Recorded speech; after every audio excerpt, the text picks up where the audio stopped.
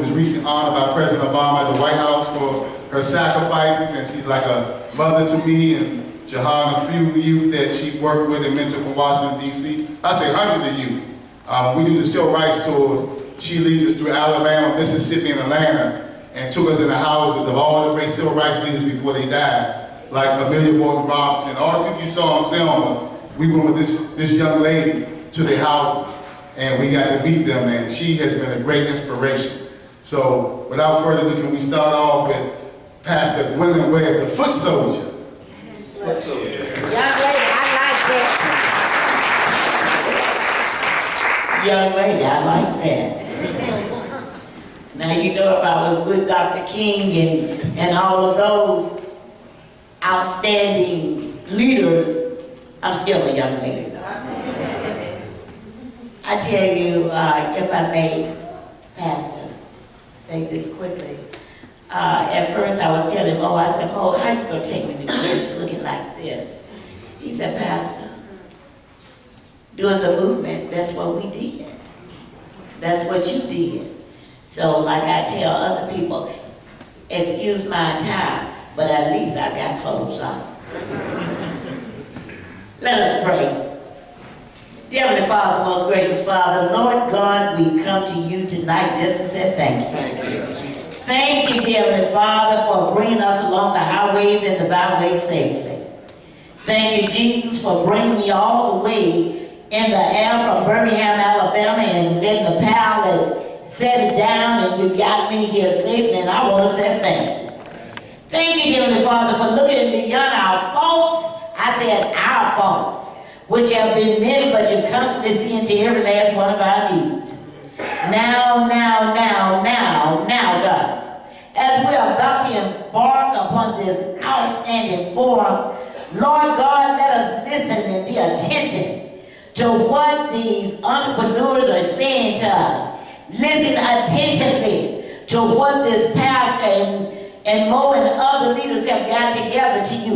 Listen attentively and get busy now. Just like TDJ said, get ready, get ready, get ready, get ready. Eyes have not seen, nor have ears heard what the Lord has in store for each and every last one of us. Oh, come on, people. Come on now, let's get ready for it. Because here, right here tonight, you're about to receive a blessing that you have not received before in your life. Just get ready to listen. Get ready to see, but get ready to accept it. Of all of those who believe in the Word of God as it is written and agree with this prayer, Lord God, let us say amen. Amen. Amen. Amen. So first, I would like to talk about how we got here. I came here maybe about 3 weeks ago and to meet my tax guy.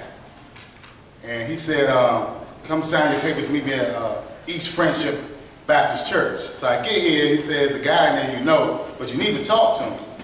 So I get to talking to him, and it comes out that he helped 23 of his members start their own business. And I was like, well, that's the church I need to be in. Because that's what church is supposed to be about, empowering people, right? And I'm not talking about just starting little Kool-Aid stands. I'm talking about real businesses that move people and communities forward. And that's what we have to do in this city. And when we look at Ward 7, Ward 7 is one of the untouched jewels in the city, unfortunately and fortunately. Because there's still property over here that we can get to if we work together, collectively. Right? Can somebody say collectively? So we can come together. We're running out of time, right? And pull ourselves together and think like King started thinking before he died. Some say that's the reason why he was killed. Because he started talking about echo what? Echo what? Economics. So we have to understand that with all the billions of dollars that are in this city, cut us in or cut us out. But we can't be cut in if we're not ready. We can't be cut in if we don't have our stuff together. We can't be cut in if we're not informed. We can't be cut in if we don't know what an AA certification is or having a CBE. Right? So certification, right? So that's why we're doing this today. We did something months ago at the RISE Center. It was called Return Citizens Matter, Road to Self-Sufficiency. And I think that encouraged some other things to happen. We have Vince Orange and Courtney Snowden coming. You see Andy Shalal up there, who's chairing the WIC Council, which stands for Workforce Investment Council. And that's very important because it oversees the dollars that go into workforce development in our city. And how many of you all have seen programs that give our young people a piece of paper but not a job? That's right. So that means somebody's getting paid for you coming somewhere for 6 weeks or 6 months or 9 months, but then when you finish, you don't have no job, right? So my thinking is that, first of all, most of the people in our community who are doing wrong are entrepreneurs. They either got a legal product or a legal service, right? And a lot of people who are not doing nothing want to do something, but it's not in their interest. There's nothing that's sparking interest in them or to their strengths. So that's what this is about. We have a lot of powerful people in this audience that I see, all entrepreneurs. They're about getting money, and they're about doing it the right way. They just need opportunities. There are roadblocks. There are a lot of things going on. So that's what this is about. Councilmember Orange he's going to have to leave. So one of the things we're going to do is allow him to introduce the legislation that he's working on, which is called From Incarceration to Incorporation. Right? Let's say it again. From incarceration to... Does that make sense? That makes a lot of sense, right? Those are the type of programs we need, right? So, without further ado, we're going to get started. Before we get started, I want to acknowledge somebody who just walked in the room, too. Dr. John Monroe, who is sponsoring with Blue Sky Construction and AWASH, the events that we're doing, the floats that we're doing in the parade for the weekend. And I'd just like to thank those two brothers in the back who always sponsor what I've done when I'm doing stuff in the community. They're developers in this city, and it's a shame that we don't have one developer in this city doing over 25 million in deals with all this money in the city. And they hire people in our community. That's right. Anybody know Blue Sky, AWASH, all you see is people from the community working on the job, but if you knew what they had to go through to get a contract, it'll blow your mind. Right now. So those are things, but we have to be educated on these things. So without further ado, we're going to start with Reverend Maxwell, and we want you to give us some insight on the program that you have, and then we're going to hear word from Brother Shalal, and we'll come from my left to your right up here to talk about your business that you started, and then we're going to have questions from the audience. By then, Orange and Sister Snowden should be here, Deputy Mayor Snowden, and then we'll go to the audience for questions and comments, and we're going to have a positive dialogue because it's about coming up with solutions. And like Andy said, he wants to hear what should government be doing better. He has some ideas, but he don't feel all of our pain. He feels some of it. But Andy is a rich socialist, as he would call it. But he started from the bottom, and now he's here, right? And some of us can start from the bottom, and we're trying to get where he at. I know I am, right? And there's nothing wrong with that, but you got to work hard, you got to be educated, and you got to have the opportunity that everybody else has in this city. Yeah. So with that being said, we'll move that way. Thank you, Brother Ron. Good evening, everyone. I greet you in the name that is above every name. That at the name of Jesus, every knee should bow and every tongue should confess. I would like to welcome each of you to East Friendship Baptist Church, to this MLK Economic Justice and Entrepreneurship Panel and Dialogue. Again, we thank all of our sponsors from Jack Kemp Foundation, Carolina Kitchen, Caribbean Citations, Contemporary Family Services. We're always glad to see a great man of God, Andy Shalal, and others will come. I want to also thank my East Friendship Baptist staff just for all their hard work and all our congregation to think ahead, strategic thinking church. I just want to first put this dialogue that we're going to have in a little context, because economic justice, when we talk about it, falls in the context and the purview of social justice. But it is really an imperative that is steeped in moral precepts and principles set on building economic institutions and launching economic vision that is transformational. East Friendship Baptist Church is a community church that is serious about making the world a difference. And to be in the neighborhood, in the community, and not be part of the community is foolishness. And so we take being in the community, and we are the community. Ontologically, we are part of the community. We're not separated. And so we're very intentional about what we do in this community, Ward 7, and we're very serious about accomplishing our goals. We create opportunities for each person. We believe that each individual and family should have revenue streams. If you get it from a biblical context, when God created man, He put us in the Garden of Eden, and there was 4 rivers flowing through it in Africa. And so God had His intention that there's always streams flowing through a family. And so until we understand that we have a responsibility to create revenue streams, we are not able to impact our communities. We cannot be waiting for someone to give us something. We have to take what belongs to us. Somebody say amen. And begin to impact our lives and be able to impact every generation following us. So it's in this kind of context that we're focusing tonight because we're about entrepreneurship, commodifying our passions, looking into our hearts and seeing what we really have interest in and making sure, make it leap into entrepreneurship where you can make money. But it's not with a selfish intent, because true entrepreneurship is not just about making money, but it's using the power of money to impact lives. And a lot of us want to have businesses, but at the root, East Friendship, myself and our leaders, we started with financial literacy and knowing how to handle money. That's why a lot of us can't win the Powerball. Lord have mercy. Because it would kill us. We wouldn't know what to do with it. I sure would like to try dying. You'd like to try that? I'd like to try dying that way. But we have to also teach financial literacy and how to deal with money, how to handle money.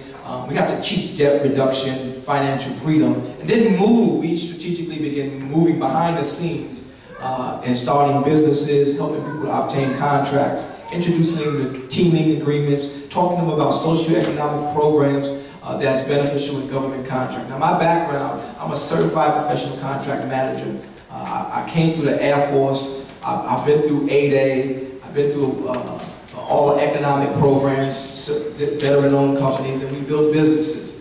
But one of the things that was important to me is not just building my businesses, but building brothers coming behind me and sisters coming behind me. And so I believe that entrepreneurship is also transitioning sometimes the gift that you have into other people and making sure it keeps going 3 and 4 generations. And so the 1% is running 90% of the money economy in America, and we have to do something to change that. But we have to open our minds to be willing to do things in a different way and think differently. Because what's happening between our ears is having an impact on what we're really doing today. So East Friendship is about transformation. We're so glad you're here. I'm so glad to be here with these brothers and sisters and the businesses that are going to talk tonight. We again want to welcome you.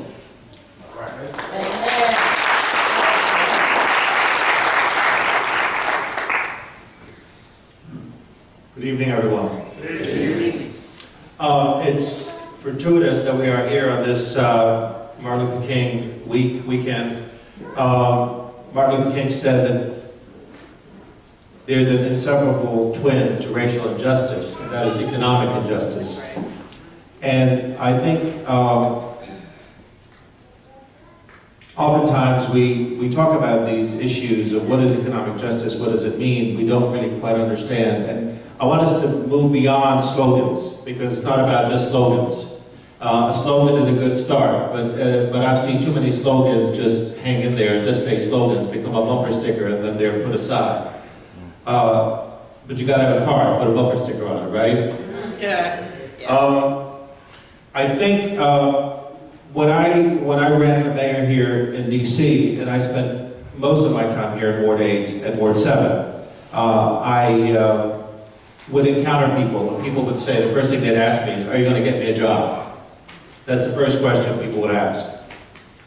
And I would have to answer, I don't know if I can get you a job.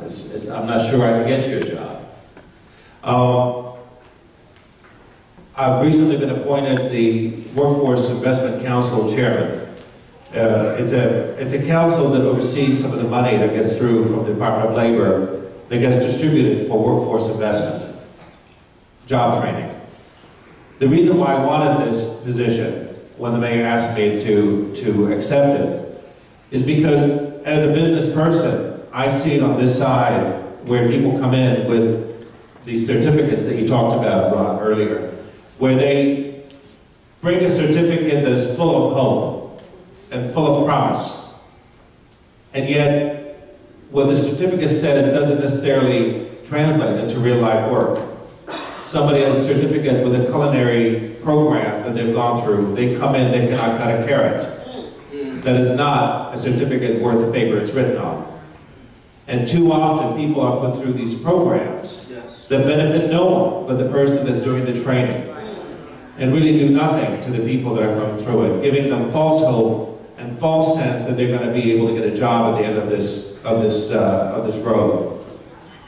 I've seen, and I've said this, and I mean it, I've seen somebody with 6 certificates walk in with different types of training, and they were completely unprepared for the jobs that are out there.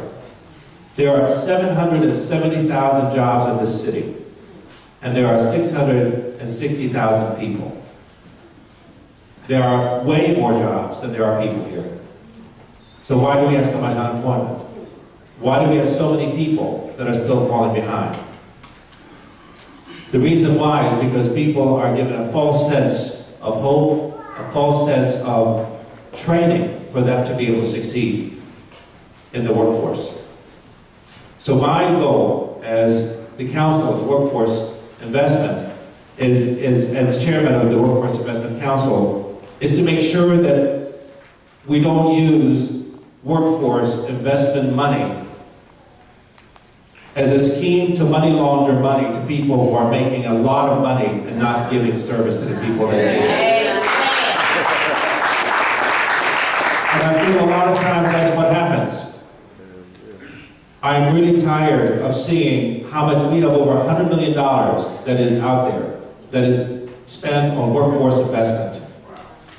And when we see the results, we don't get pennies to the dollar for that kind of money. That needs to be turned around. It is a crime. It is a crime to see so much money being spent that is not netting jobs, real jobs for people. I wanted to get into it because I want to get deep into it. I've been doing lots of reading, lots of time. Courtney will tell you here, Deputy Mayor Snowden will tell you that I've been spending days and hours really poring over the literature and the information. I'm trying to figure out, like, why has it taken so long? Why are we been placed on the Department of Labor worst list in the country? Why is that? Why are we at risk? A city that should do so much better, a city that has so much hope and so much promise, why are we at the very bottom of that list? It makes no sense. So when somebody says, can you get me a job? It is not my job to get you a job. It is my job to remove every barrier possible, to give you every possible tool you have, because this is about economic empowerment. It is not about somebody handing you something or giving you a job. It's about removing the barriers.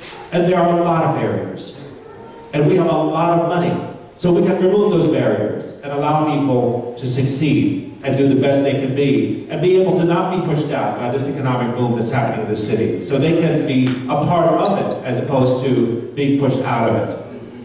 So that's really my role, and I hope to live up to this, because it's a big task, but it's not something that somebody alone can do. It's something that is going to require a lot of time, a lot of effort. But I plan to invest my time, my effort. As an entrepreneur, when I started with my business, I started with the idea that I wanted to do something that I thought was worthwhile. And that is to create a place that feels and looks like DC. A place to bring people together, to connect people with one another. I've always wondered why a city is so divided. Why is a city that is supposed to be the capital of the United States of America so divided? I wanted to find a place where people can actually connect with one another. Black, white, young, old, Latino, anybody come together and feel welcome, feel comfortable. Because if we don't intersect with each other, we won't understand each other. And we'll continue to divide ourselves. We'll continue to fight over stupid things. So I wanted to create a place where people can actually look eye to eye, break bread together, and try to understand one another, because we are all human. We all want the same things. Everybody wants the same thing. They want to live in safety. They want to have a roof over their head. They want to have a job. They want to come home to their families. Everybody wants to have the same thing. So this is a city that I feel can become a model for the rest of the country. A model of racial justice, a model of harmony, a model of diversity that works, a model where everybody can succeed. A city that is not going to become changed because of the fact that the economics are changing. If the economics are changing, people should not have to be displaced in order for that to happen. People should be able to stay in their homes, be able to have their jobs, and be able to raise their families. Yes. For many people that have lived in this city, that have seen the worst of it, they shouldn't have to move out because it's becoming better. Right. That makes no sense. That's right. So my goal is really to ensure that the money that is being spent on workforce development is money that's going to be invested wisely. There's going to be accountability. There's going to be people that are going to have to get out of the way. We're going to make it work, and I need you to make that happen. Thank you.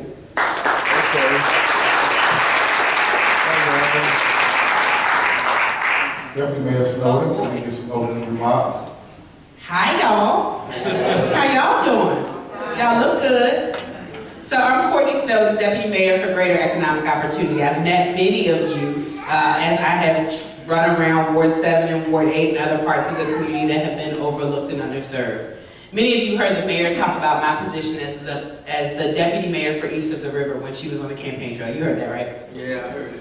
You heard it. I like that call. We're in the church. It's a call and response action, right? Y'all heard it. Y'all heard about that. And when she went to create the position and really implement it and identify a person to become the deputy mayor for Greater Economic Opportunity, she realized two things. One, that there are overlooked and underserved communities all over the city. Not in Ward 3, but certainly some in 5 and 6, maybe 1 or 2 in Ward 4. And all of those need attention, even though the greatest concentration is in 7 and 8. But she also realized that part of the power of the deputy mayor is that they have agencies that report to them, and they can use the resources to leverage those against the resources of other deputy mayors to effectively create change and hopefully break down some silos, which we've been really focused on doing in this administration. In my cluster, I have the Department of Employment Services, the Department of Small and Local Business Development, the Office of African American Affairs, the Commission on Fathers, Men, and Boys, and the Workforce Investment Council, where I get to work with Chairman Shalom. Now, we have been hyper-focused on expanding economic opportunity, in particular in overlooked and underserved communities. And we've really done that through 3 different levers. One is through small business development, creation, and support. So at the Department of Small and Local Business Development, if you've been recently, you'll notice a couple of things. One, everyone is much nicer. People smile when you walk up, and there's someone for you to talk to provide you support and services. We have a lot of events and engagement, because ultimately we've got to help small businesses start, grow, and thrive. Why is that important? In particular for my portfolio, because we know that small businesses are the economic engines of communities. And if we build small businesses in overlooked and underserved communities, we can effectively change communities. We can create jobs in communities, like all of these folks up here have done. We can create opportunity for our residents, and we can create better synergy between those who live here, residents who live here, and those who own businesses, both residents who own businesses and those that don't. So there are 4 things that we're working on over at the Department of Small and Local Business Development. We call it the 4 C's, helping to build the capacity of small businesses. Uh-oh.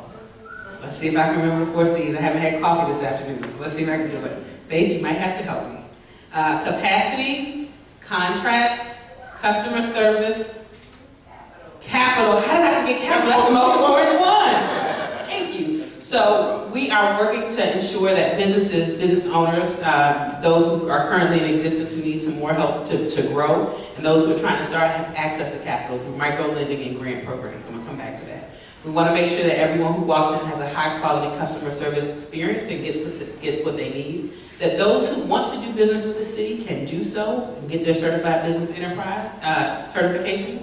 their CPE certification, and that we're helping them to be able to secure government contracts, because we know it's an important way that people can grow their business and expand opportunity to others. With the Department of Employment Services, you heard Andy talk a lot about some of the challenges that we're facing. And what I'm excited about is we're really tackling those problems head on. Everyone has a DOES story. And I would say 7 out of 10 times, it is not great. But it's getting better. And I had an opportunity, one of the reasons why I'm so tired is because I had an opportunity to testify last night. I think we left the Wilson Building at 9 o'clock last night, testifying before the council about what we are doing to improve workforce systems and programs here in the District of Columbia, and there's a lot. But there's one thing that we're working on that I really want to highlight tonight. When was that? Maybe 2 or 3 months ago, I went to the Commission for Returning Citizens meeting and had an opportunity to talk about the programs that we're working on to help get returning citizens employed, and importantly, to help them do some other things to be productive and create their own path to economic opportunity. A gentleman stood up in the back of the room, said he was incarcerated for 16 years. While there, he used his time incredibly well. He got every single certification he could get. He got an associate's degree. He could almost build a house by himself. And he said, "Deputy Mayor, I can't get a job." "You can't get a job, brother?" "I can't get a job." I said, "Well, maybe you should stop looking for a job and become an employer. Maybe you should start your own business." And so out of that, what has grown is a program that we hope to launch very soon, which is the Returning Citizens Small Business Academy, where we hopefully will be able to help returning citizens who are interested in starting their own business learn how to do it and get a little seed money to help them start their business. Why is that important? One, people hire people who are like them.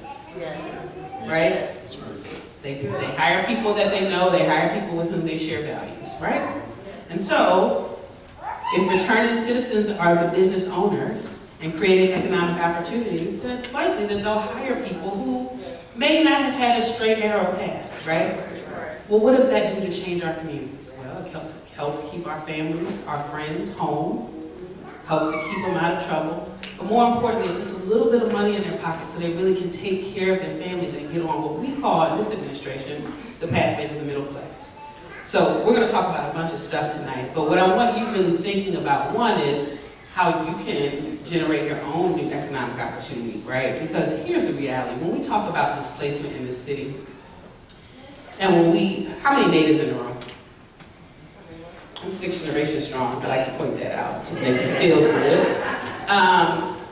You know, we have been here through some of the hardest parts, particularly in communities like the ones we're sitting in now, right? We have seen the worst of the worst. I lived through the 80s and the 90s.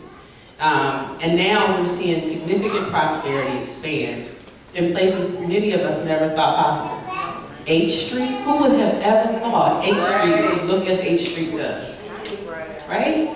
Now, none of us want to go back to the days when I could not walk on H Street, right? We don't want to go back to that. But what we want to do is make sure that we're taking advantage of the economic growth and prosperity that exists and that we're getting to experience it as well. Owners get to experience it the most, right? Owners do. So you look at a place like Lee's Flower Shop. How long has Lee's Flower Shop been in existence? Long time. And why is Lee's Flower Shop not gone? Because they own it. Right? Ben's Chili Bowl sits there with now more locations. Why does it get to sit there? They own it. Right? And so what we have to be thoughtful about as we talk about displacement, as we talk about how our communities are changing, you know, maybe I should have bought a less nice car and should have bought another piece of property. Right? Or maybe my baby doesn't need a new pair of Timbs this week because he just got some, right? Maybe I need to put that in some stocks. Or maybe I need to go buy some property so I can control the destiny of my community. Right? If all of us pooled some money together, this is some radical stuff right here. But let me say this about radical. It's called Susu. You know, when we talk about Dr. King, I'm going to relinquish the microphone for this, but when we talk about Dr. King, we think about the I Have a Dream speech and the Mountaintop speech, and all of those speeches were incredibly powerful, particularly the Mountaintop speech. But what really, I think, frustrated those who stood in opposition to Dr. King was his message around economic justice. And that came out a little bit later in more pronounced ways, right? And the reason why that is such a powerful message is because that capital, right, really does change communities. Who has access to capital, who has capital, and who owns things are the people who really have an opportunity to run the show. And so what my job is in the Deputy Mayor for Greater Economic Opportunities Office as the Deputy Mayor is to really create economic opportunity for our residents such that they can effectively grow and benefit from the prosperity, but also so that they can become owners and really determine the destiny of their own lives, their families' lives, and their communities.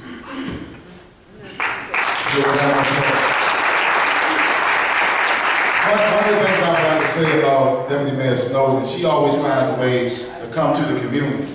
You know, a lot of times we get these people in office or who work for people in office, and they act like they're some special person on some high mountain we down here. That's right. She comes and touches the community, and we don't always agree.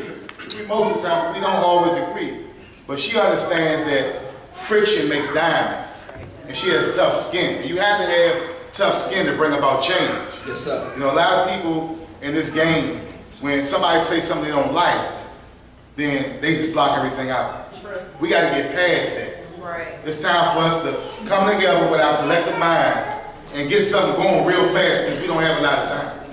So without further ado, I'm going to start. And Sister Jones got to go. Let's give her a round of applause. No. Dr. Francis, they have a memorial service for the sister at Howard, but we appreciate you too, sister, for all the work you've done in the community. We're going to start with Brother Clark, give us a testimony about the business that he started from this church, and then we're going to come back. There are going to be questions asked, you know, about your business and things of that nature. But give us a brief description of what you do, how the church helped you, how you see things like this can benefit other brothers and sisters that you know who are trying or have the vision of doing something like what you're doing, but really don't have maybe the motivation or the person that can grab their hand and say, come on, let's step out there and go to the next level. So, the name of my company is Bonds & Clark Management Incorporated, Consulting Services Incorporated. We're a very small firm that focuses on providing IT security services as well as management consulting and event planning. We got started, my wife and I got started through prodding from Reverend Maxwell. He and I had several discussions about the contract that I was working on, and he suggested that it might be advantageous for me to start a business and continue the work. And I guess the purpose he served more than anything was an accountability partner to help me make sure that I followed through on all the things that needed to be done in order to set up the corporation and start running. And I think that was probably, well, that and the fact that he even introduced the idea of running my own company, something that I never gave serious consideration to. Those were the two things that I probably benefited most from Reverend Maxwell in this environment.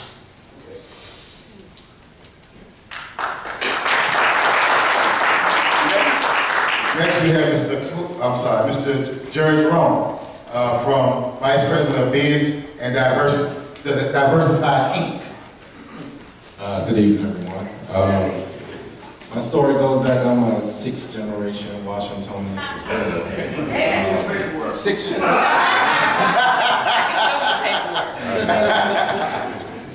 Versatility. Yes. The one thing about Biz and Diversified Services is we're government contractors who help teach other people to become government contractors. We are a business startup, entrepreneurship. There are things that are going on with everyone in this room. What you don't realize is there's something in you that can become great. Okay? And when you have someone that's standing beside you saying, I'm gonna help you get there, That's all it takes sometimes. So I've been helping people start businesses since '91. And I started off in an area where you wouldn't think they would need any help. That's right. It was Upper Northwest. When Shaw Green Line Business and Professional Association, who I worked for, the Green Line from Howard University to Cardozo destroyed that entire neighborhood. Families, businesses that had been there for years were wiped out. So we had to help them recoup. And in doing so, we met people who wanted to start a business. So for the last 20 years, I've been helping people start businesses from the ground up. And now I come to East Friendship, didn't really think about it anymore. Then I spoke to Pastor Maxwell. He said, you need to help. So we've given classes, we've talked about investment, we talked about profit sharing, we've talked about things that when I was growing up, churches didn't really talk about. It was, God loves you, go home. Now it's, God loves you and He wants to see you prosper.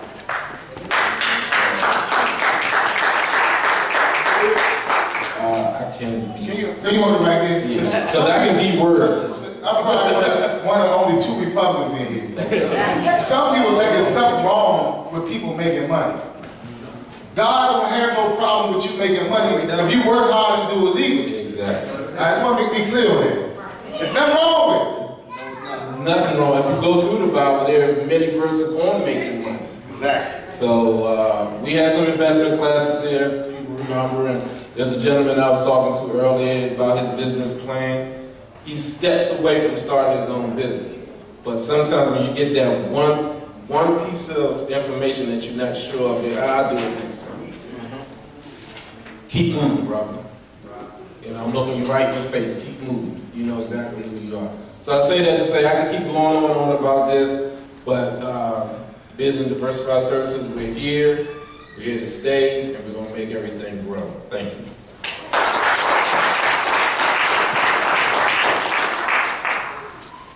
I'm sorry. Mr. Rick Jones, 3D Catalyst. He has one phenomenal company, right? And he's doing some things that I think the government can use here, and some small businesses can use here. So please tell us about yours. Good evening. My name is Richard Jones. I go by the name of Rick Jones. The name of my company is called 3D Catalyst. Design, development, and diversify.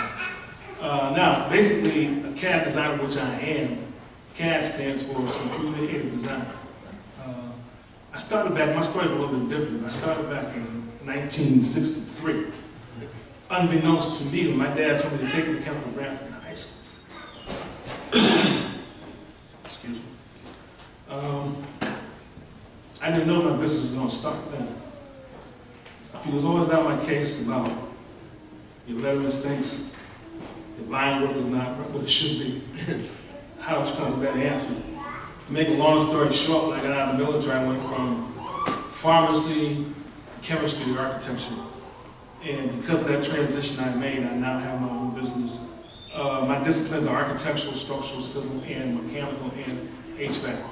I develop sections, details, elevations, whatever. I've worked for some of the best companies in the world. Campdress and McKee, Stone & Webster, Faye Spofford, just to name a few. And all these occurred when I was in Boston. And that's my story.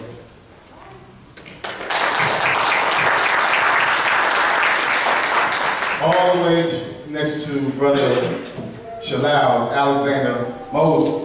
And he's a friend of mine who has a business in downtown Anacostia called District Culture. And I wanted him to kind of like share his story, but also share the pros and cons, the ups and downs, what it's like for a young black man to start a business east of the river and try to stay there, what type of supports you can use. I mean, give us a description of what you're going through and where you at. You know, you just bought a house in Ward 8 too, right? You just bought a house in Ward 8 on Chicago Street, you know, a young aspiring young man, so. Good evening, everyone. Good evening. My name is Alexander Mosley. I believe I'm a 4th generation. But I have a store called District Culture in Historia Anacostia. And how that came about, actually, I was actually going to open a film studio in Historia Anacostia. And I got a little scared, hesitated, and actually let the lease go. And I said, you know, I wanted to keep the entrepreneurial spirit going, so I found a space on Martin Luther King Avenue, 1922. And Darren Davis, who actually helped me get the place, who runs Anacostia River Realty, he made that happen. Him and a friend of mine, Anthony McDuffie. But I think the hardest thing, to piggyback, who said something about the certificates. I went to a lot of organizations, I'm not going to call any names, but I got to run around. Here, take these books, read this, and you'll be okay. I want you to come here every day, sign your name, just keep coming. Those are the type of things that I went through. So we need to figure out how can we get rid of these organizations that are making all this money by pushing people as numbers. So, you know, that's what I'm saying, what's going on. And that really breaks the spirit of a young person like myself who's trying to get started. And we need more people like the gentleman who just spoke, who has experience, Andy Shalal, and everyone on this panel to make these resources available to people like myself and anyone who wants to start their own business. And I think one of the challenges are I try to reach out to people who have positions, but it's hard to get to them. So here's a man right here, you can open a store right next to me. So how can you mentor me? I'm not looking for any money. I'm just looking for an opportunity to grow and establish myself, and so I can reach back and do it for the next person. And my store is called District Culture. It's a retail store. It's a normal retail store like a Shoe City, and we're still growing. We make custom shirts, we sell New Balance, felines, westerns, normal things like that. And I think one of the biggest things is safety sometimes. It's going on 2 years since I've been there. So far I haven't been robbed, thank God, but yeah. Last year I did face a $15,000 loss from fraud, from credit card fraud, so that was a major blow to my business, but we're still growing. But I think like the biggest thing is basically the resources. Deputy Snowden said he works for, what's the company you work for again? It's Deputy Mayor. Deputy Mayor, I'm sorry, but what's the other, the agency? Right. They report to me, tell me what you think. I never heard about it. So that's crazy for me to be a young entrepreneur and not know about their agency. When I came to bought shoes for my son. When? I mean, See? You were too tired because you were working so hard. yeah, that might be it. But and that's basically it. I think I would tell any young person to not always think about the money, but follow your heart, your passion, because I think that takes you a lot further. Chasing the money, you know, is an illusion sometimes. So I say follow your dreams, and you know, stay focused and try to be around minds like yourself who are going in that direction that you're pushing for. And that's basically it. So let's give this Pastor Lord, we call him Pastor Lord, and this great panel a round of applause.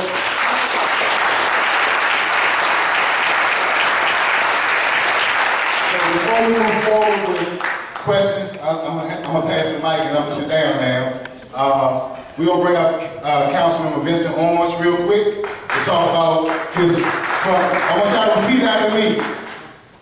From incarceration to incorporation. Incarceration to incorporation. My brother. So, this is a guy who's always fought for the population of returned citizens in our city, always. More than anybody I know, he's always given us a chance, and he's been there to fight for us, for opportunities, for policies, etc. So anybody who fights for us, because you know I'm a returned citizen, and I'll be first to tell you, I started a small nonprofit before politics, and we had 60 people working every day. And most of the 60 people were people who went to other nonprofits and who could not get a job nowhere. But after they finished with us, right, everybody wanted to hire, right? And one of the reasons are we not going to go for nothing. Return since not, we understand the game. So when you come work for us, you're not running no con on us. We understand our population. We're not scared of our population, right? So it's important to empower those people who were once those people you didn't want to deal with. So without further ado, I want to pass the mic and let him talk about this legislation. And he has a hearing coming up, right? Yes. On the 28th, we need people to testify, right? Okay. Well, first of all, I just want to say thank you very much, Ron, for giving me an opportunity to come out. And it is extremely an honor and a privilege to be in the house of the Lord one more time. Amen. You know, and I was trying to find real quickly in the book of Ecclesiastes because it talks about the money. It says a whole lot of stuff, and then it ends by saying money is the answer to all things. And also, when you look at the Bible, you know, there's a book of Numbers, and the church, when they go to the conference, they always want to know who comes to the church. They collect the money and pass the plate. It is about the dollar bills, but it's what you do with those dollar bills. You do good things for people with those dollars. Because at the end of the day, you know, we have to pay our bills, and we have to make sure that, you know, we have a good foundation that we can build upon. It's great for me to be here today. It's good to see the Deputy Mayor here, as well as the other panel. Good to see our new chair of the Workforce Investment Council, Andy Salah. And I think all of us working together, we're going to make these things happen. And we need the community and business folks to come forward so we can participate in all this prosperity that's taking place in the District of Columbia. Now, in 1999, the District of Columbia had a deficit of $518 million. Remember, everybody was scared of Y2K. There was a control board that was in charge. And fast forward to today, we've gone from that $518 million deficit to nearly a $2 billion rainy day fund. We've gone from being about a $1 billion government, we're approaching being a $14 billion government. We've gone from junk bond status to AAA status. That's right. We've gone to the point where now the District of Columbia has one of the highest disposable incomes in the nation. We've gone from the point where everybody is knocking down our doors. They want to be in D.C. because they want to get into your pockets. And I'm saying all that is all well and good, but you know what? The people that have been here during the bad times deserve to be here during the good times. The people that have survived all this need to be able to participate and allow this prosperity. And now working with Mayor Bowser, we finally have been able to come up with numbers that the Inspector General agrees on, that the DC Auditor agrees with the numbers, that the Council agrees with the numbers, and the Department of Small Local Business Development agrees with the numbers. We know this year, in fiscal year 2016, we will spend $635 million procuring goods and services. And out of that $635 million, the law says that 50% of it must be spent with our small business enterprises in the District of Columbia. That is $317 million will be spent in our economy. Now, if you go to CBE Connect, that's cbeconnect.com, no, .dc.gov, you will see the spending plan for all 88 agencies in the District of Columbia. One more time. cbeconnect.dc.gov. And if you were to add up all those 88 agencies, it will total $635 million. But more importantly, divided by 2, you will see the money that they are required to spend in the District of Columbia with our small business enterprises. And so we need to make sure that now we start talking about incarceration to incorporation, that we give our returning citizens an opportunity to participate in what's taking place. So there will be a hearing on January 28th at 10 a.m. where I'll introduce a bill that will require the Department of Employment Services and the Department of Small and Local Business Development, all under the jurisdiction of our Deputy Mayor for Greater Economic Opportunity, to establish and provide for the maintenance of the Incarceration to Incorporation Entrepreneurship Program to educate, train, and assist returning citizens in becoming socially responsible entrepreneurs. Because if they don't want to hire you, then have your own job. Have your own business.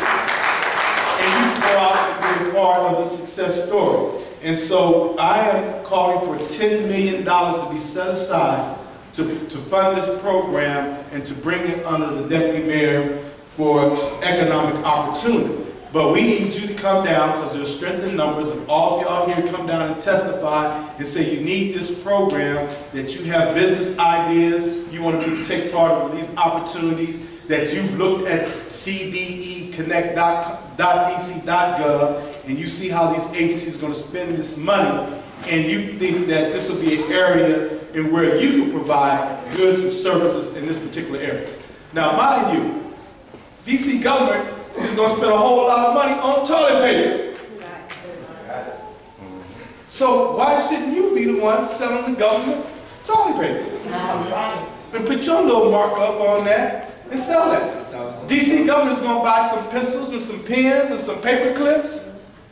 DC government is going to have these nice little pamphlets and brochures if you want to get into the printing business.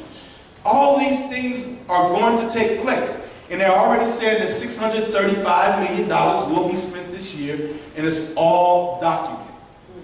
And so, you know, this is the opportunity for you to become a CBE. And we've made it a lot easier for you to become a certified business enterprise. And we've also made it more difficult for the government to waive those requirements. If the government ascertains that they believe they want to waive those requirements, they must first send an email to all 1,108 CBEs that are on record right now and ask them, can they do this work? And you get 10 days to tell them, yes, I can do that work, and it stops the waiver process. You get to go in and talk to Anna Harvey, and Anna Harvey worked for President Obama. Now she's our Director of Business Development, and tell her why you think you can do this business. And so when you look at, say, the soccer stadium, no, we will not manufacture the seats, but there's going to be a contract for the maintenance of those seats. You know, for the cleaning of those seats. So we got to start thinking about how we can get involved in this economic opportunities that are taking place. Also, I believe Darrell Simpson's on my staff. He's passing out a brochure. I'm hosting a small business and economic development summit. It's the 4th one. And if you sign in and come to this summit, Director Anna Harvey will host 2 sessions to tell you how you can access the system. She will go through that opportunity guide and show you the opportunities that are now available in the government. And Mayor Bowser is standing behind this program. She's made it clear to her directors that if you cannot meet the goals that you agreed to, that you signed off on, and that she sent this document to all 1,108 CBEs, if you want a waiver, you got to come to Mayor Bowser and get a waiver. So the buck is going to stop at her desk. So if you're one of her 88 directors, and you said that you have an obligation, you have an expendable budget of $10 million, which means you must spend $5 million with small business enterprises, and you can't meet that goal, you have to go talk to her. You have to go talk to her. And so, you know, we've done all that we can to set this up. It's in place, but we need you to come down and testify. Now, at the end of the day, it's all about numbers. I chair the Committee on Business, Consumer, and Regulatory Affairs. There's 5 of us on the committee. In order to get this bill out of my committee, we need 3 votes. You already got 1, that's me. So that means you need to look at it and see who are the other 4 that's on that committee. And we need 2 of those votes to get this bill out of committee. And then when it gets to the full council, there's 13 of us. You need 7 votes in order to get this bill to move forward. And even if you want to be what they call veto-proof, that means even the mayor doesn't have a say. If we get 9 votes, then we're running the whole game. All right.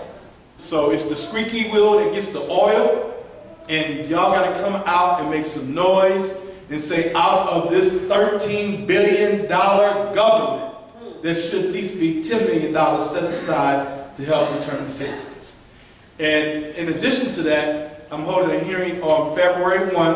Now, a lot of people say, well, Orange is talking about these tiny houses.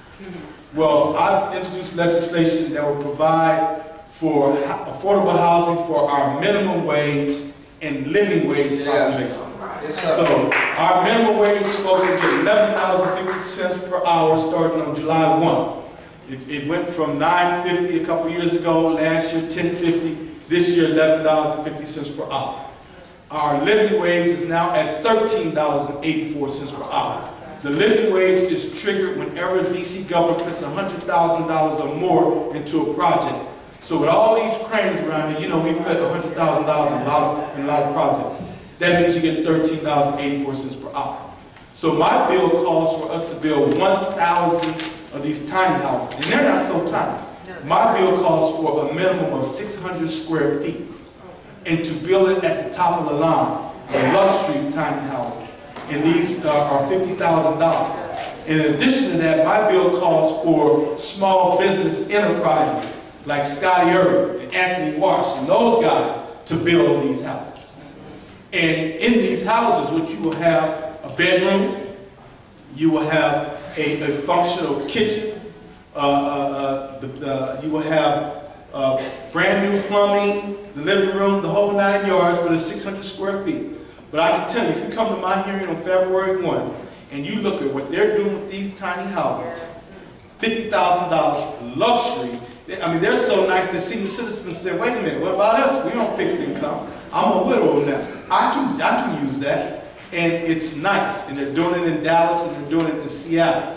And you know what? It's $50,000 and we figured it out where you can get this for a mortgage of $500 a month.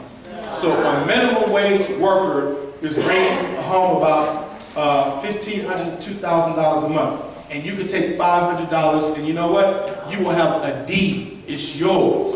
And you have that tiny house along with the tiny car, the zip car, and all that stuff, and you can get around town. So please make sure that you look at these hearings that we have. You know, now is the time for us to really jump out there and be a part of what's taking place in the District of Columbia.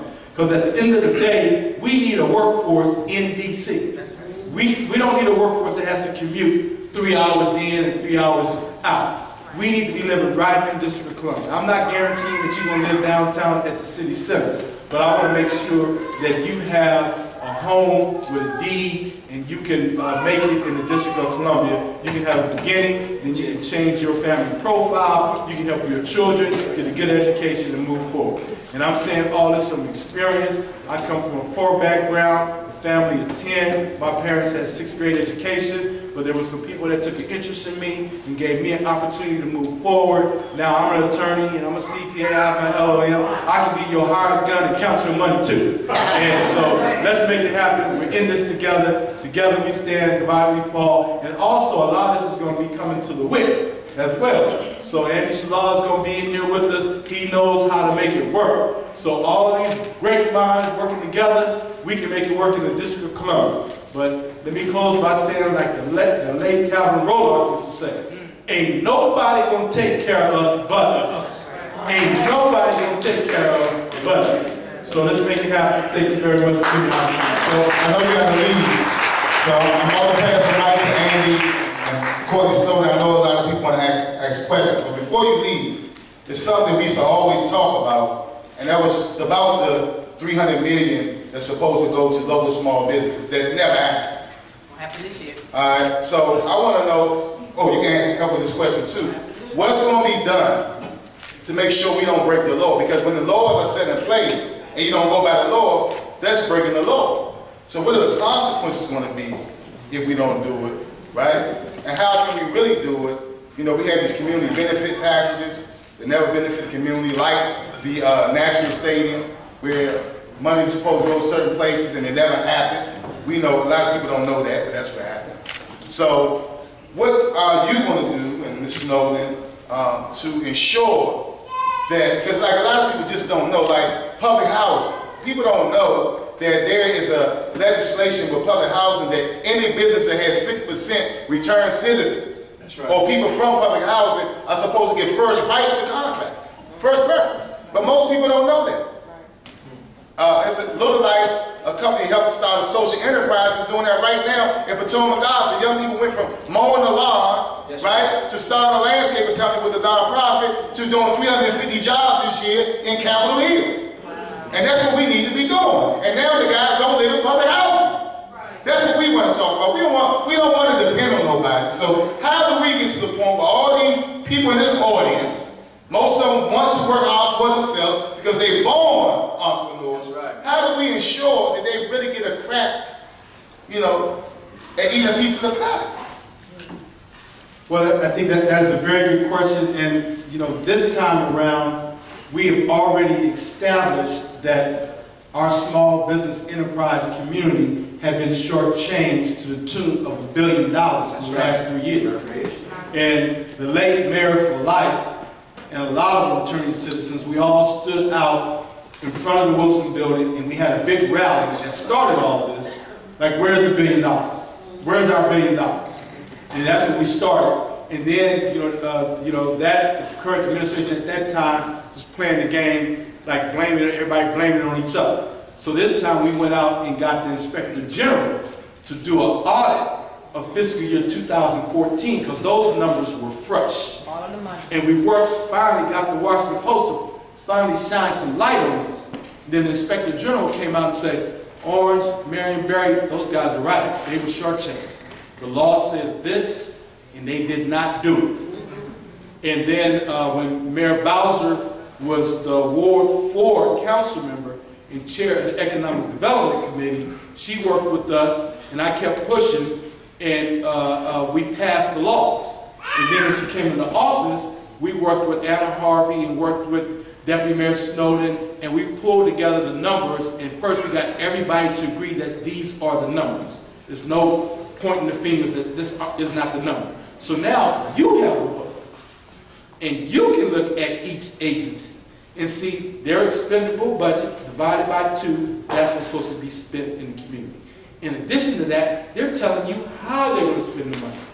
And if I was on the other side of the equation, I'm now going to add up each agency to see whether or not it's profitable for me to maybe start a business in that particular category. Right. So now it's about holding everybody accountable, but at least we have a document. And the mayor is putting herself on the line by saying, if my people cannot make that goal, they have to come to me. And the buck's going to stop with me, and I have to sign off on their waiver. So everything now is transparent. It's out in the open. And now with Andy Shalala coming in as chairman of the Workforce Investment Council, there's going to be an announcement of the new executive director. So it's all in place. It's all transparent. So what I don't want to happen is at the end of the year, they turn around and say, well, the small business community didn't step up to the plate. They couldn't procure the goods and services. That's what I'm afraid of.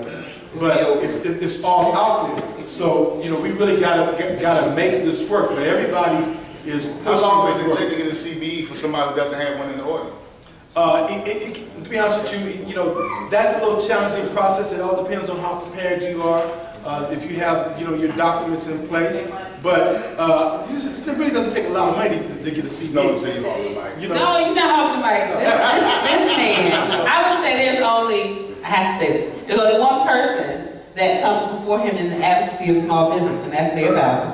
I have to say that. But Councilman Orange has been such a strong supporter of small business and has really pushed our administration to even do more than we expected. So I don't mean to interrupt you, sir, Pete. And then another thing we changed is once you become a CBE, if there is no material changes in your business, in other words, if you don't move your business and you keep the same management, then you can self-recertify.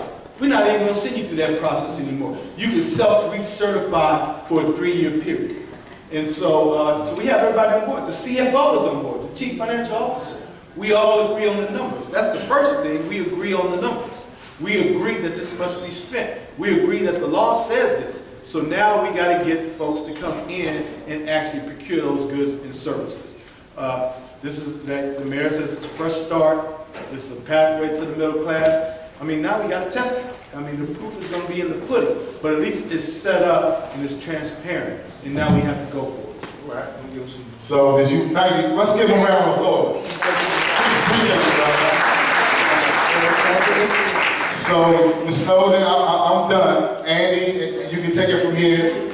Ms. Snowden, did you want to say something before Andy takes it? I just wanted to say just a couple of things about what this administration has done. I think I call him Chairman Black, who chairs the committee with which I testify all the time, is absolutely right. We have done a significant amount to ensure that small businesses are able to access government contracts, and we've done a couple of things. You heard Mr. Orange talk about the 1,108 certified business enterprises that are certified in the district to do business with the government. A couple of things that we've been able to change, and very much so with the support and help of Chairman Orange.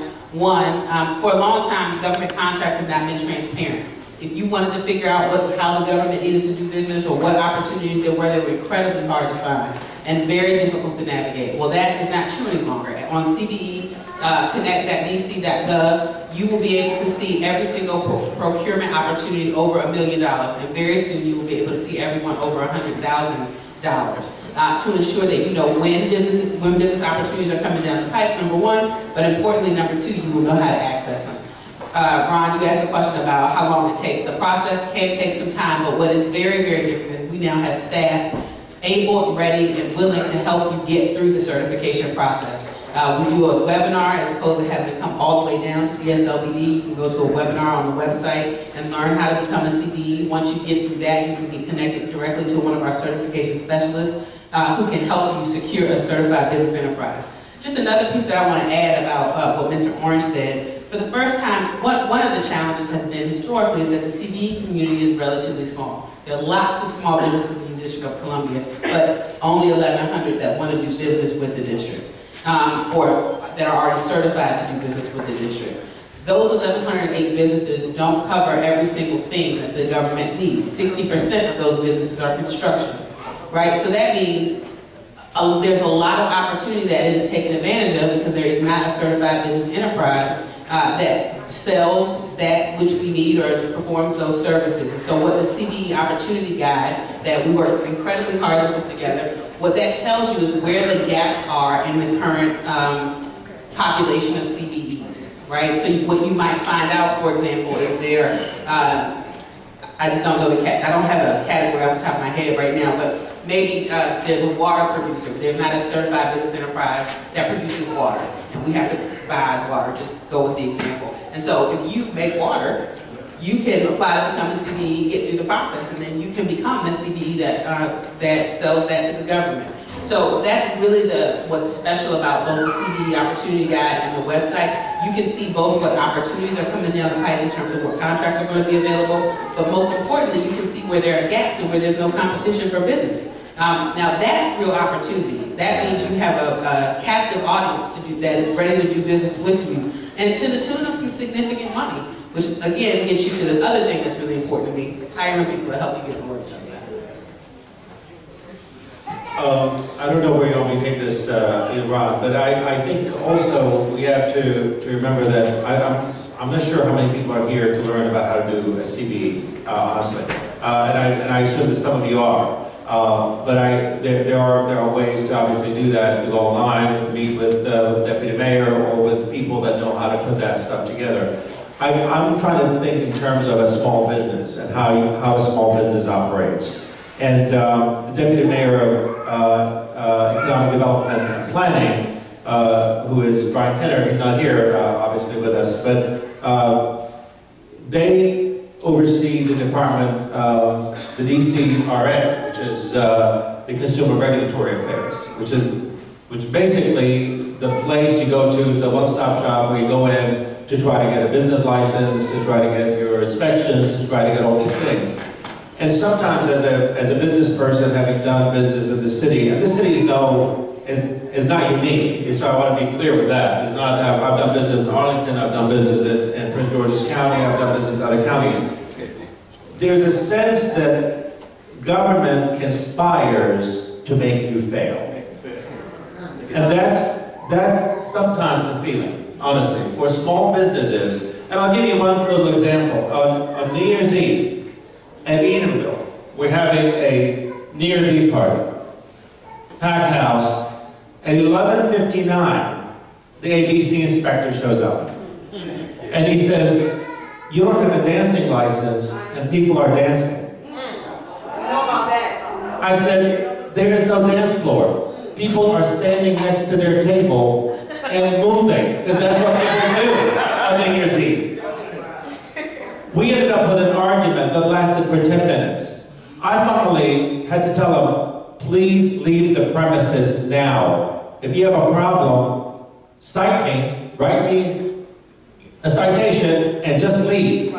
Well, he ruined my New Year's Eve. I wanted to kiss my wife at that time. I wanted to say hello to other people. That midnight moment was lost because of it. And I can't get it back. It's over, right? So I got, it kind of just gave me that moment thinking like, why does he have to do that? He knows that people, there's no dancing in the dance floor. It's midnight. I told him it's midnight, it's New Year's Eve. People don't just sit out.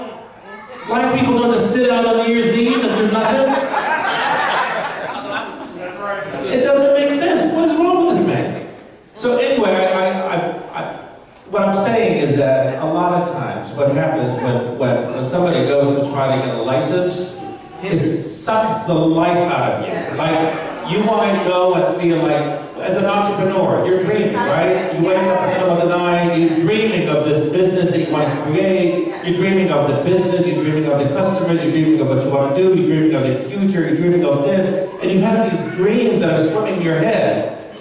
Then you walk into a government office, and suddenly that dream is just sucked out of you.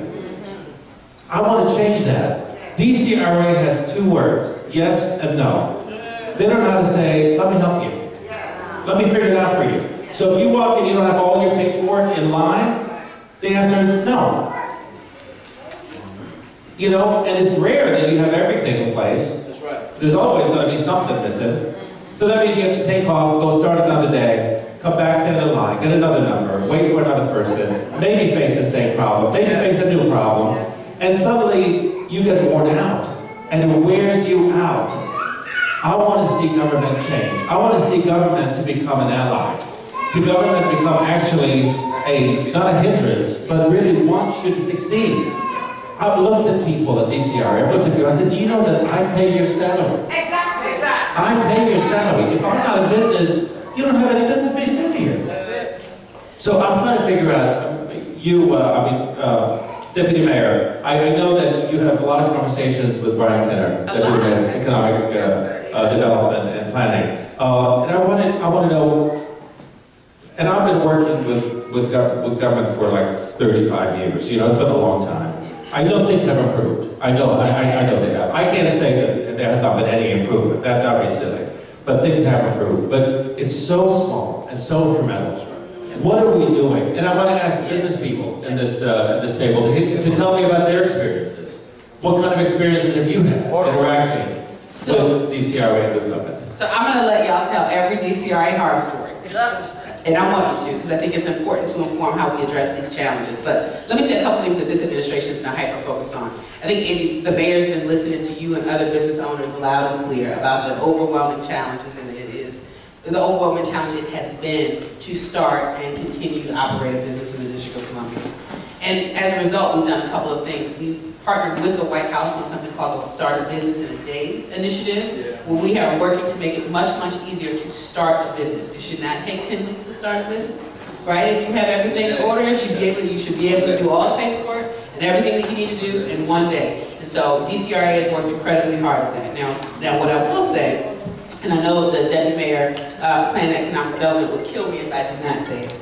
We have a fantastic director of DCRA, Melinda Bowman, very talented. And she is working incredibly hard to make sure that the experience that consumers, residents of the District of Columbia have when they go to DCRA is much improved. And again, I will say it has improved a lot. There was a day in DC where you could throw up something and take your chances, and likely DCRA would never come and find you, right? That day is gone. For some, that is sad, but for many of us who live next door to those properties where things got thrown up, we're a little bit happier about that. So what I would say is we're committed to continuing to improve that. A couple of things we're doing, in addition to the White House Starting in a Day initiative, is we are working incredibly hard to streamline all of the resources in government. We have this fantastic infographic of what it looks like to try to navigate, as a small business owner in particular, through the government. And the overwhelming number of agencies that you have to touch to get something done.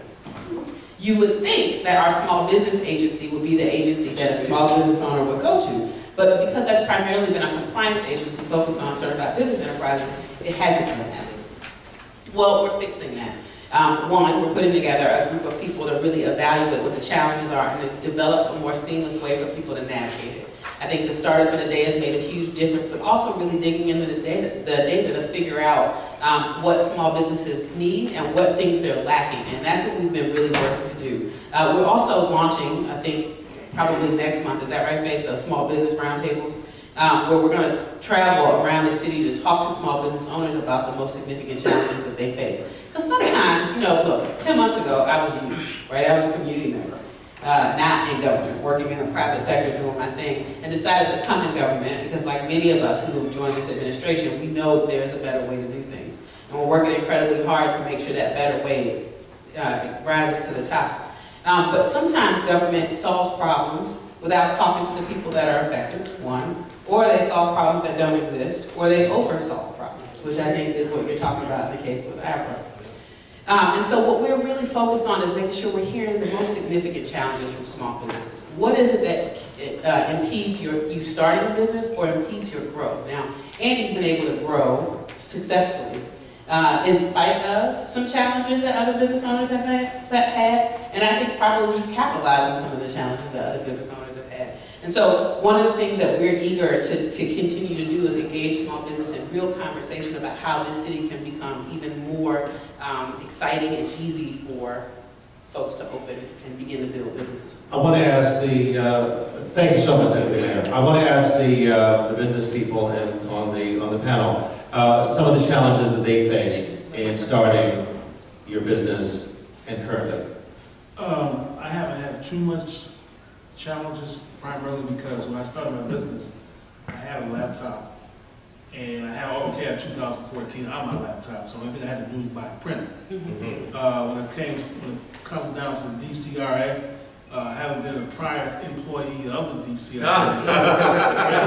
He don't count. He don't count. That doesn't count. I knew which stuff was, I knew which people asked the questions were, and basically, but my daily challenge is basically getting the paperwork necessary to get certified, certification. Finding out who I talk to, let people know who I am and where I exist. You wouldn't believe my lie in bed at night awake, my brain's going 24/7. My wife said, why don't you go to my camp? Thinking about what I gotta do. But the main thing I would say is that when you have a business, one of the main things you have to do is stay focused. You have to network, you have to get out there and let people know who you are, what you do, and how you can be reached. That's right. And you also need to have a capability statement, business card with a logo on it, and you also have to have an email address where people can see what your past works are. You must get retooled or get educated. Got to get certified, get the paperwork done. Now, the next thing I'm going to talk about is very, very, very important. You must maintain a clean record. And that's for security purposes, and I'll tell you why. Back in, I think it was like back in 1978 when I worked for Stone Webster in Boston, Massachusetts, they sent me to troubleshoot a nuclear power plant. And basically what I did was go down there, make some sketches, came out, produced a finished drawing. To make a long story short, I had to go through several evaluations, both mentally and physically, because I would be working with nuclear power. That's right. Okay? There's 3 other gentlemen there that had more experience than I did, but for some strange reason, when I got to the power plant, my security clearance was waiting for me, and they had to wait for theirs to come in, because theirs didn't come in yet. So I was talking to one of the guys I worked with and said, that's the good thing about having a clean record. So whatever you do, make sure that you have a clean record, I mean spotless, because they will investigate you from the time you came out of your mama's womb to where you are now. And they did a background check now, I mean, that you wouldn't believe. Now that has to do with working in a security type of environment. I mean, it's not... It feel like that, though, in D.C. Yeah. Make you feel like you're getting a background check from Yeah, that's true. That's true. So let's move to the next and see what kind of challenge do you have starting up business currently? Well, currently the first problem I have is instructing my client that this isn't going to happen overnight. So although you're telling us, you know, the process shouldn't take 10 minutes. Government process. Yes. Should take it. I have to let them know that, you know, if you don't have everything that I'm asking you for, this is going to take a minute. And I hold your hand, I'll walk you down, I'll show you, we can catch the bus, we can catch the Uber, I don't care, but it's not going to happen tomorrow. You know, so, and it's going to cost you a little something. See, so some people have the idea in their mind that I'm going to start my business and be up and running tomorrow. It's not that easy, especially if your paperwork isn't in order. DC has come a long way from me going downtown to now I'm over in Southwest. I did a project for a person that did it in 1 day, and they were amazed. I'm like, if the stuff is in order, we can get it done. So with each new client, the first thing I have to let them know is, it's not going to happen today, but we will get it done. And like the Deputy Mayor is saying, it's a whole lot better than it used to be. So 2015, 2016, you know, I'm expecting things to be even better. All right, thank you. So from my perspective, probably the two biggest challenges that I faced in starting a business was, where do I start? My business is incorporated in the state of Maryland, and so once I had the idea or was encouraged to start a business, I just had to figure out, you know, what do I do in order to, you know, create this legal entity, because essentially that's what it is. And so the majority of my research started on the internet, you know, and Google is a great friend. So I Googled, how do I start a business in Maryland, and took it from there. The second challenge I had was, okay, what do I do next? Once I've filed all the paperwork, received articles of incorporation, received my tax ID number, what do I do next? For my specific business, I was going after government contracts. And so I had to find out, you know, what environment or where do I find those contracts? How do I find out what contract is, which contracts are being bid on, things of that nature. And once I figured that piece out, primarily through talking to Reverend Maxwell, and again, doing a lot of searching on the internet, the next biggest hurdle I had to get over, and still working to get over, is, you know, how do you write a proposal for those contracts that will be the one that's selected, and understanding that the selection process is very ambiguous. And so those, for me, are the biggest challenges, or were the biggest challenges for starting a business. Okay. I wanted to ask you, Reverend Maxwell, you encounter a lot of people that are entrepreneurs and would-be entrepreneurs. What are the most common things that you face that when you talk to entrepreneurs about starting a business and staying in business? There is a institutional suspicion. Meaning what? That my passion to start a business I'm starting already from a negative. That they're going to deal with my personal credit, and so because my personal credit is fragmented because of a lot of other reasons, and some personal too, it's hard to get to a place because the banks are going to want personal guarantees, and I want to pursue a contract. When you get into the construction field, most of the businesses, they are able to do the work. They have a work history. They get them with bid bonds, performance bonds, and payment bonds. And they don't have the capital to be able to get those kind of bonding. And so we have to be able to create some kind of place where people who have that expertise and know-how and have the integrity and may not have a long-term credit history, but has showed a progress, but also can get bonding.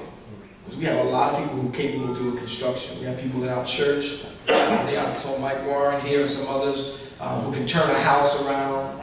With gentrification that's going on, we would like to hold our property. So we have skilled men who can go ahead and turn around a house, fix it up and so forth. But they can't do 10 houses and 20 houses because we can't get it capitalized and we can't get the bond. So how do you help them? Well, some of the things that I do is let's take a small project at a time and build credibility. There you go. My other wiggle in this is I take them into the federal government process. Because the federal government doesn't require the same things that DC government and other people do. And so I bring them in the government, federal government procurement, and DOD procurement system. I can put them into a business in one day, get their cage code, their DUNS number, their federal ID. I can put them in that system, and then I can teach them how to select bids. And so there's a lot of rules. The Federal Acquisition Regulation is a lot of rules that you have to know, be aware of. So I kind of counsel them through that process and get them to the door. So at least get one first to build the experience rating, which we can get two. Are you trying to say it's easier to get into the federal government than the DC government? That's right. Let me explain why. Once we get one contract, we can leverage it and do an assignment of contract with the bank and not have money like is required. So we assign assignment of contract at the bank look at it as an asset. And so the receivable will come through the bank will take their payment for the loan and they'll put it in there. It makes a big difference. Is it because the federal government is more dependable from the bank's perspective? I believe, well, you got several things. You got SBA-backed loans available. You have mentorship and teaming agreements that work a little bit better within the federal government context than it does in some of the DC government. DC government practices are modeled off the Federal Acquisition Regulation. But not perfectly. They're not perfect. Right. They have a lot of politics that shaped a lot of their procurement practices. But we can leap those things by getting a federal government contract, build our experience first, capitalize it, and then begin to grow step by step. We got to get through the door first. It's hard to do that with DC government. The CBE process was horrendous and unfair. And there's a lot, it's who you know. There's people who I know. It was. Who knew somebody up in the office and they walked it through and they were incompetent. And their businesses failed and they just got money. And they wasn't even interested in performing. And so it was based on who they know. But now it's much more tighter, much more transparent. I love that word. And we have an opportunity to do some new things. With the amount of money that's coming through, I would like to see your agencies to allow churches to be able, because we deal with our constituency every week. And we can systematically bring them through a process to get them ready for CBEs. We're doing that now. We can get them ready to be able to present themselves as Vincent Orange was talking about. We deal with reentry. We deal with all these issues. And we have them all in one place. What you do in the workplace, we're doing that. A lot of our members are doing that. They're bringing reentry persons on their job. But if they had you or a tool to be able to bring them on and train them and have some backing, some resource backing, we can magnify that by 1,000. Thank you. Thank you very much, Reverend. So we'll go, thank you. So one more on the panel, and then we'll have more questions to the audience. So tell me about your experience with some of the obstacles and some of the good things that have happened with DC government. Actually, mine was easy. I paid someone to do all my paperwork, take it down. So I didn't have that issue from previous run-ins with DCR, and I just paid someone to do it. I see. So you had like an expedite. Yes. Very good. How about like continuing business? Have you had any issues or? So far right now, no, I haven't had any. Okay. I haven't had any issues. All right, Pete. I do need to finish my CGE though. I started the process, but I didn't finish it. So. Well, we'll be neighbors. We'll be talking a lot. Yes, sir. Thank you. All right, let's open it up for questions. My question is, y'all see a lot of different resources. Where are these resources located? Because I have been to DCRA on many occasions. And the stuff that y'all told us today, we have never heard of. Go to dslbd.dc.gov. Say it again.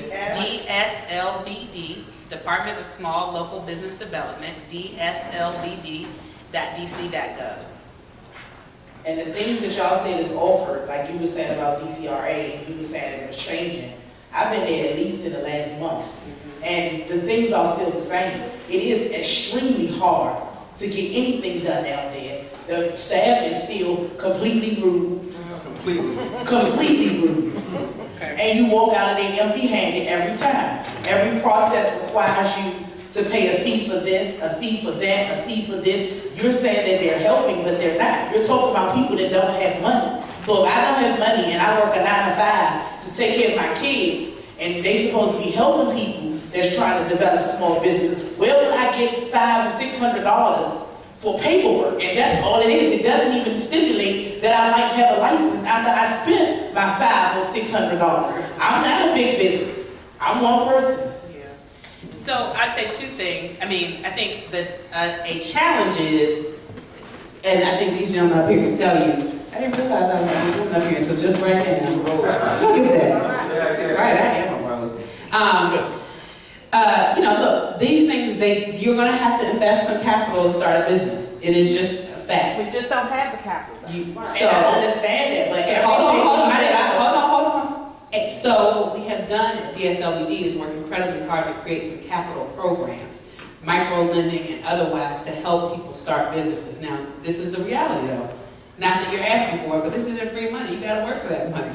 And so you got to come and participate in some of the workshops and get into the academies. I have a great example for you. We launched at the beginning of the administration something called the CEO Academy. And we are really proud of that. We took 35 small business owners, some smaller businesses, they're all small businesses, some at different levels of success. We worked with those businesses, got them prepared to get bonded, worked to help them get bonded. These are all construction businesses. And collectively, they worked together to secure $14 million in contracts in less than a year. That's something. And it's a very different thing than we've ever done at DSLBD. We have a number of programs, educational programs and training programs to help people start their own businesses, to think about how they can access capital, to help them access capital. And we've created some capital opportunities. So all you gotta do is shoot me an email. Everybody listening? Everybody got their pen out? Here we go. Wait a minute, we'll go slow. All right. Respond to all these emails? No. Yes, I will. So just email me at Courtney.Snowden, COURTNEY.SNOWDEN@dc.gov. Shoot me an email, I'll connect you to the right person at DSLBD, and we'll get you started. So do DCRA give out this information? Because like you was just saying, if you don't know it, then how would people get this information? Luckily, we're sitting in here tonight, because everything that was said up here on this panel, I have never heard. Aren't you glad you came tonight? One of the things that we want to do. But what about people that's not here? What about those families that do want to start their own business? And because when you go in DCRA, they don't give you this type of information. They don't let you know that there are agencies out here that can help you. There are other programs you can go through. They basically say, give me the paper and your money, and if you don't have this and you don't have that, then you need to walk out the door. Well, one of the suggestions that was brought up at one time for the DCRA is to have a small business concierge. Someone who's actually an advocate, not someone who's there to stand and put a wall in front of you, but someone who's actually able to walk you and guide you. And I don't know if that's happened yet. I haven't been DCRA for a while. I've been there for about a year. But the last time I was there, that wasn't there.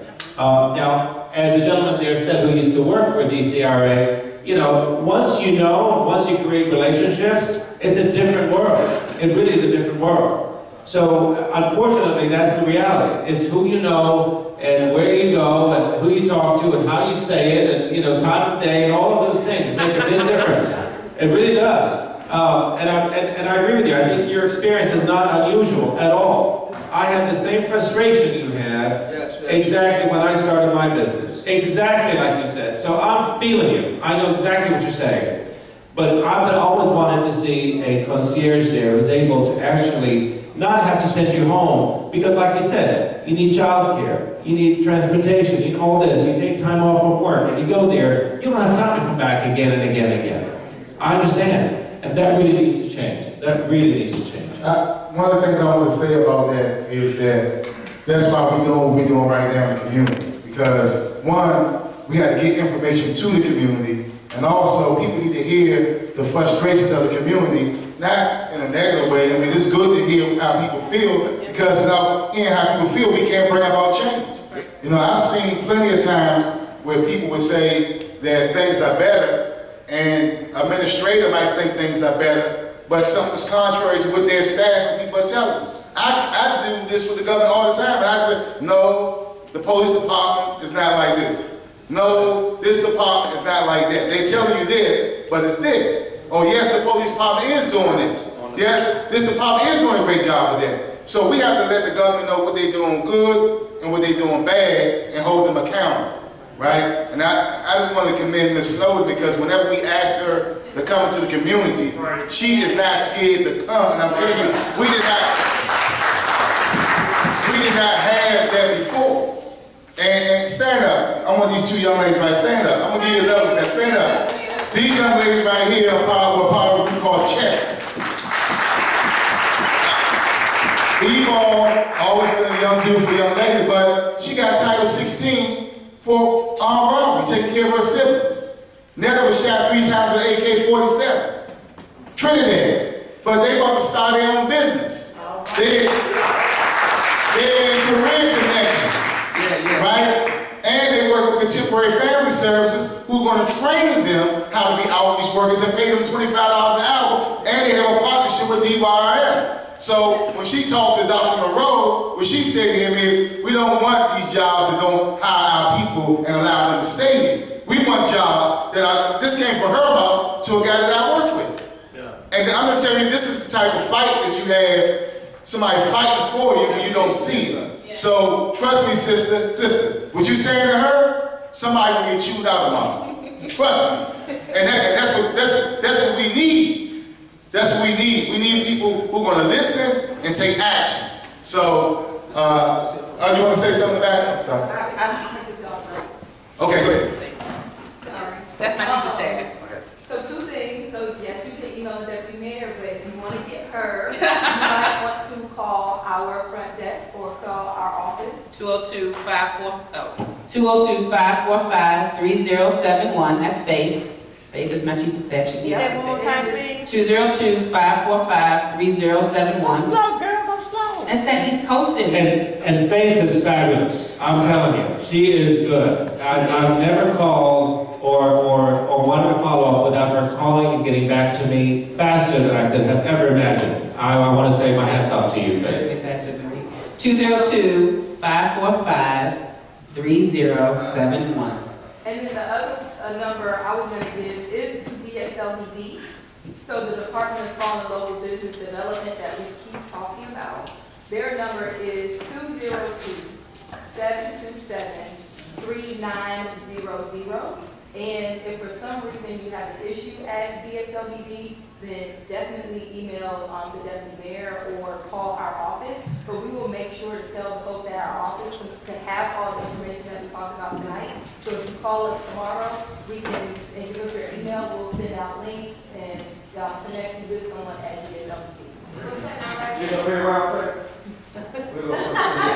Can I ask a question? How many people, I'm going to get back to Handy, how many people here have their own business? Okay. How many people are interested in starting their own business? Okay, that's one. Okay, I have 2 quick questions. First, it was asked twice about the general time frame that it takes to get your CV started, and that question kind of was danced around a little bit. So even if you can't be specific, can we get a general idea of how long it usually takes from Genesis to award? Right. Yeah, the reason why you haven't gotten a direct answer is because it varies, right? You have to do a fair amount of substantive work to illustrate that you are both, that you meet the requirements that you have to become a certified business enterprise. And that really is for the protection of DC residents, right? There were companies all over the country that would have people just get an address or an office in a house, right? And they would become certified business enterprises and then be able to get government contracts and not meet the spirit or the letter of the law. we've improved that, and so it can take some time. It usually doesn't take more than 6 to 12 weeks. Okay. But it can take longer. So if you come with your documents in order, if you go through the webinar, you'll learn every single thing you need to do, and if you do it, you can pretty quickly move through the process. I want to ask the Reverend, because you help people get their CVs. What's the time frame in real life that happens? About 60 to 90 days. About 60 to 90 days. Really keep your paperwork tight.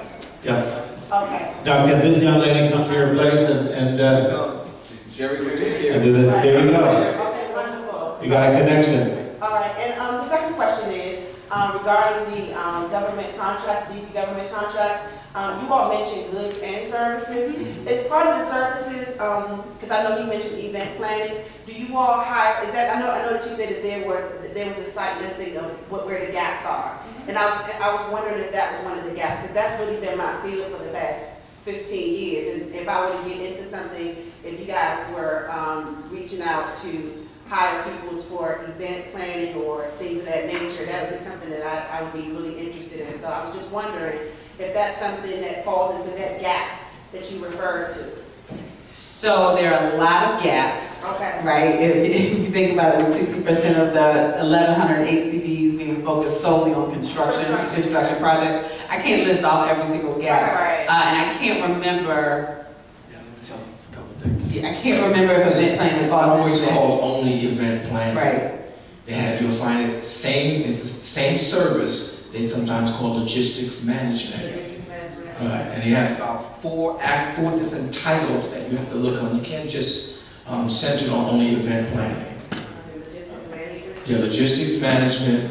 You also have one called, that's really scheduling. They call it scheduling. It's a nice name, but they call it schedulers and schedules, but it really is event planning. And then they have what is called administrative events. So if you look under those four services, You can start locking it down. All right. We have time for a couple more questions, I think. One right here and the gentleman right here. All right. Ms. Snow, how you doing? Where are you? Oh, okay. I'm like, where are you? Okay. Mike Warren. Hi, Mike. You might not remember me. I do. Work with you. I remember. What's that place called? Chinese restaurant. I remember. Yes, and Don't do me like that. Yeah, I'm sorry, because one thing I do want to say is thank you, because you let me bring two little guys off the street to work in your campaign and give them an opportunity to see what politics is like. So I thank you for that. Now, here's one of the war stories for DCRA. This was today. I just want to say, it's not in my cluster. This was today. But we gonna get this thing. That's not her department. That's not. They don't report to me, but I think this speaks to how it hinders the growth of small business. I'm doing a conversion, basement conversion for a client. And we had to go through the Dropbox to get the plans permitted. We've been in there for 2-3 months. We get a permit, we get it finally to get to review. I go down there, they say, well, you have to go through zoning. I say, great, give me the application. They go through zoning so that they can get special permission to do what we're trying to do. I said, good, what's the turnover time? They said 4 months. Now, I've been waiting for 3 months for the permits. 3 months just to get them to review the permits. And then they say, you have to go down to zoning that's not even in DCRA. And I gotta wait 4 months. So I've been waiting 3 months. I got guys working with me. I can't pay them because we gotta cease working. So that's part of the hindrance. Now, I know big companies don't wait. That's right. Right? They don't wait that long. they sometimes wait. They complain to me too, but I hear your point. The bigger point is no one should be waiting that long. And this was today. So tell me, how do I navigate? Because I got a floor open. I need electric run. I need to close the floor so he can then rent this place to get income. I can't make money. He can't make money. And I have a 4-month wait starting today. So this is what I would say. I can't solve every single problem in government, and you're not asking me to, right? I'm sure. But what I can do is help, as I think the mayor would instruct me to do, is I can help shine light on problems throughout government so that we can improve them, right? Ultimately, right, I know you are employing folks. I've met them, right? And I know that having you being able to continue to move your business quickly allows you to employ more of my people, right? And so what I would say is when people are having trouble with government, sometimes, I know this isn't true for you, sometimes we come to rooms like this and we raise the issue. Sometimes we go to our friends and we talk about how frustrated we are. Sometimes we go to God, right? We go to a bunch of places and talk about it, right? But what we sometimes don't do is sit in front of a computer and tap out an email to your friendly deputy mayor and say, hey, this thing happened to me. Is there anything you can do to shine some light on this and help me understand how to better navigate this process? Now, like I said, and Faith is going to throw something at me. I can't solve every problem, and I have a lot of work to do with my own agencies, don't I? Amy? I have a lot of work to do with my own agencies. Yours is brand new. Brand new. You have, you know, just the infrastructure. Yeah, but the agencies are not new. That's true. Right? That's true. But what we can do is we can really help figure out how to move things and draw attention to some of these things. And so all you have to do is send me an email that says, this is what happened, anything you can do. And I'll tell you a quick story. Someone called me last week and they were having an issue and they just couldn't seem to get the issue to budge. Couldn't seem to get the issue to budge, right? The person with whom I had to talk was not my direct report, but I gave her a call and said, hey, is there anything you can do about this? And magically, a week later, problem solved. Now, could that have happened before without my intervention? Maybe, right? But we won't know because we have the benefit of my intervention, and it did happen. Right? So what I would say is if you're experiencing challenges with DCRA, the mayor actually reads emails. If you're experiencing issues with agencies, the mayor, someone reads them, because I know, because then I get an email to say you need to respond to this, right? Email the agency, email me, email others in government, either with whom you have a relationship or with whom you don't. We are a responsive government. I'm telling you, this fresh start language is not just a slogan. This is a fresh start government. We're working incredibly hard. And if those who haven't heard that message loud and clear, right? If you're walking into an agency and people are treating you with disrespect, I'll tell you this, Mayor Bowser has no tolerance for that. No tolerance for that. So you just have to let somebody know. So take the time to send an email. I think he wanted to say something. I just want to say one thing. If there's anyone here who wants to start a new business who is waiting for the government to give them anything, I don't want to rain in your parade, but you went for a rude awakening. Most of us probably played the Powerball in here, but none of us hit. So you got to get up on your butts and do what it, do what you need to do to make your business happen. Don't worry about the government. Everybody don't get no contract from the government, so don't even worry about that. Do what you need to do to grow your business, learn your craft, and make it happen. That's what you need to do. Point blank. Don't be worrying on no government contractors. It might not happen. Yeah, I wanted to say something, because both of y'all are here, and I really believe that DCRA need to have small business minded persons in there. Right. Until small business minded persons, entrepreneurs, people who really, because their mindset is institutionalized. I don't think Mayor Bowers or enough can change that long institutional pit, I call it.